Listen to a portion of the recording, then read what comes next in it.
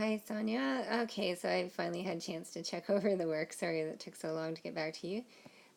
So I think that you're doing everything right, but the problem that you're running into is that the area that you get here and the area you get here turn out to be negative, and that's just because it's below the x-axis.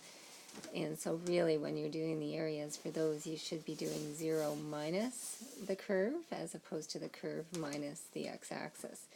And so when those come out to a negative area, you'll have to change it back to a positive because we want the absolute value of the area. And so in that case, you'll have 22 over 15 here and 22 over 15 here. And I think that the middle one comes out to 76 over 15. And if you add those together, you're going to get 44, and 76 is 120 over 15, which is 8, what you're looking for. So you've got everything correct here. It's just that when you have the curve, I don't know if I can move this. Yeah, there we go.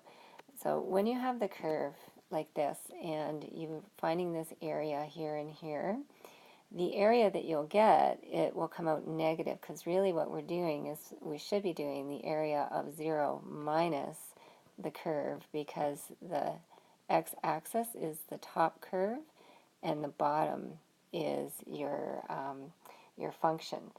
And so we should be evaluating that over minus 2 to minus 1, which would then change the negative 22 over 15 that you get when you evaluate that to positive 22 over 15. And then the same thing here. We should be doing 0 minus the function for the 1 to the 2.